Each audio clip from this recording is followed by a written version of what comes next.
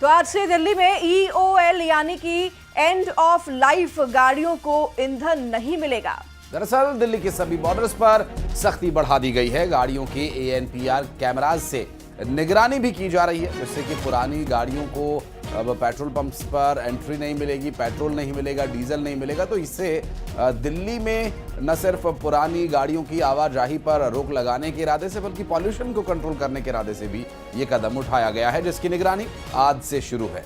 बिल्कुल, 1 तारीख से कई नियमों में बदलाव किए गए हैं। उसमें ये एक बड़ा नियम है। अब पेट्रोल पंप पर अगर आपकी गाड़ी जो है 15 साल से पुरानी है, आपकी गाड़ी को जो है पेट्रोल और डीजल नहीं मिलेगा किसी भी पेट्रोल पंप पर, तो आप जो है संभल कर अब पेट्रोल और डीजल अगर भरवाने जा रहे हैं पेट्रोल पंप पर, तो आपके ऊपर भी ये लागू होता है नियम। आपकी जो अगर वाहन है वो 15 साल पुरानी है।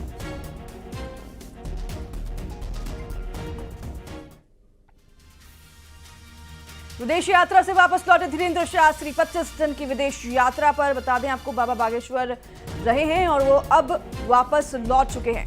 दरअसल 3 देशों की यात्रा पर गए हुए थे पंडित धीरेन्द्र कृष्ण शास्त्री विदेशों में सनातन धर्म की पताका फहराने के इरादे से, और एयरपोर्ट पर उनके चाहने वालों ने गर्मजोशी से उनका स्वागत किया। दरअसल फिजी, ऑस्ट्रेलिया और न्यूजीलैंड के दौरे पर पंडित धीरेन्द्र कृष्ण शास्त्री गए हुए थे। निर्विघ्न संपन्न लगभग 25 दिन विदेश यात्रा में रहे। न्यूजीलैंड, फिजी, ऑस्ट्रेलिया की यात्रा थी, जिनमें वहाँ के प्रमुख शहरों में कथा का आयोजन, सनातन संस्कृति और भारतीय परंपरा का प्रचार प्रसार हेतु आयोजन किए गए और निर्विघ्न रूप से वो सभी आयोजन संपन्न हुए। हम सब बुंदेलखंड वासियों का ये गौरव है, पूरे भारत का ये सनातनी परंपराओं का गौरव है, सनातन परंपरा का गौरव है कि फिजी में आने वाले समय में एक मठ की स्थापना की जा रही है।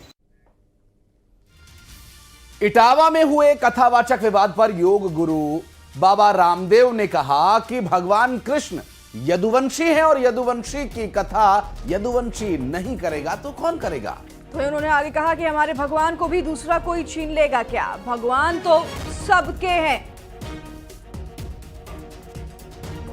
इटावा में एक यादवों के बालक की पकड़ के चोटी काट दी। बोले तू भगवान की कथा नहीं करेगा। अरे बाउलो, भगवान कृष्ण महाराज यदुवंशी की कथा यदुवंशी नहीं करेंगे तो और कौन करेगा बताओ। बात यहाँ कोई जात पात की नहीं है, हमारा भगवान भी दूसरे छीन ले, बताओ ये कोई बात हुई? भगवान तो सबके हैं, लेकिन भाई योग कौन सो पेटेंट की भगवान कृष्ण की कथा तो हम ही कराएंगे। तो मध्य प्रदेश में कल बीजेपी के नए प्रदेश अध्यक्ष का ऐलान हो जाएगा। बीजेपी ने इसके लिए नोटिफिकेशन भी जारी कर दिया है।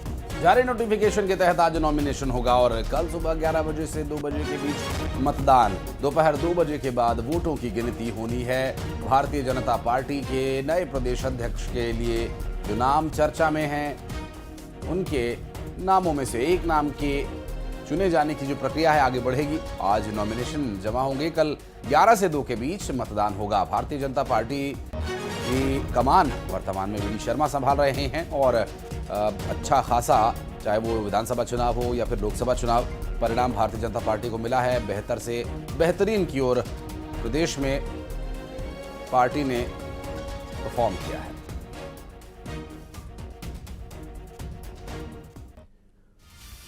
और खबर नरसिंहपुर से, जहां जिला अस्पताल में एक युवती की हत्या से सनसनी फैल गई। यहाँ हत्या का लाइव वीडियो भी सामने आया है और आपको बता दें कि ये जो वीडियो है आपको विचलित कर सकती है। तस्वीरें युवती के दिखाई दे रही है आपको टेलीविजन स्क्रीन पर। आपको बता दें कि युवती के गले पर लगातार हत्यारा वार कर रहा है। अस्पताल में खड़े लोग यहाँ पर तमाशाबीन बने रहे और इस पूरे हत्याकांड को देखते रहे।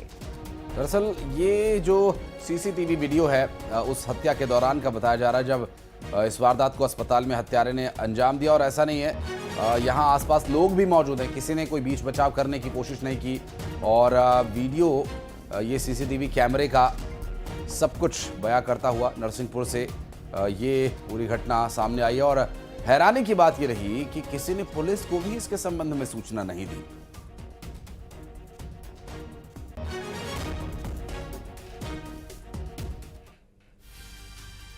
तो तो खबर राजनांदगांव से है, जहां दो पुलिसकर्मियों के बीच जमकर मारपीट हुई और मारपीट का वीडियो सोशल मीडिया पर अब तेजी से वायरल हो रहा है। दरअसल वीडियो में एक आरक्षक सिविल ड्रेस में नजर आ रहा है और एक प्रधान आरक्षक वर्दी में है और ये वीडियो जिला अस्पताल का बताया जा रहा है, जहां दो पुलिस कर्मचारियों के बीच किसी बात को लेकर विवाद हुआ और बात मारपीट तक आ पहुंची। ये जो सिविल ड्रेस में आप व्यक्ति को दे रहे हैं, ये भी पुलिसकर्मी है और ये जो वर्दी में है, ये इन दोनों के बीच मारपीट हुई है। आप तस्वीरों में देख सकते हैं, मारपीट काफी जमकर हुई है, बेल्ट का भी इस्तेमाल किया गया है। ये जो वीडियो है इंटरनेट पर अपलोड करने के बाद तेजी से वायरल हो रहा है। राजनांदगांव की तस्वीर है, जहां दो पुलिसकर्मियों के बीच मारपीट हुई।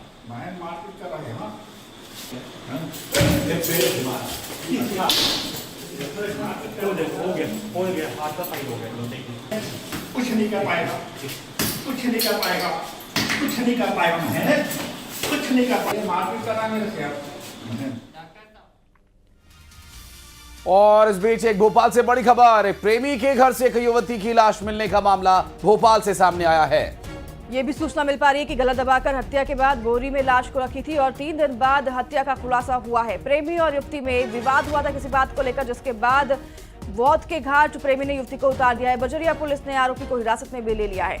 दरअसल शराब के नशे में हत्या की बात कही जा रही है कि शराब के नशे में दोस्त को ये हत्या की बात आरोपी ने बताई कि उसने हत्या की वारदात को अंजाम दिया और इस बात से इसका खुलासा हुआ और 3 दिन बाद लगभग शव की बरामदगी हुई है। भोपाल से ये पूरा हैरान कर देने वाला एक घटनाक्रम सामने आया। 3 दिन बाद शव को तलाशा जा सका जब हत्यारे ने शराब के नशे में अपने दोस्त के सामने इस बात को उजागर किया।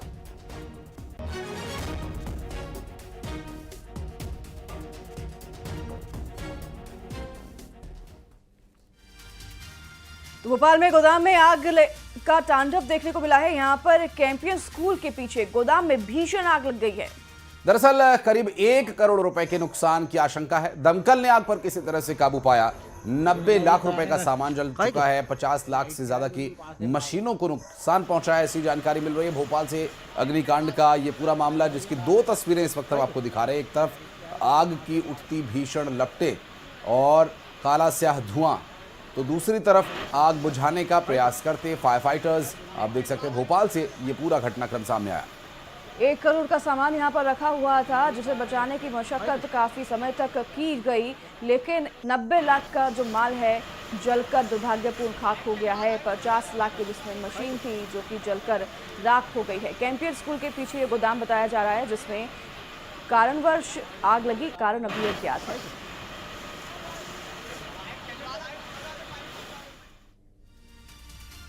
तो खबर अंबिकापुर से है, जहां बंद कमरे में युवक को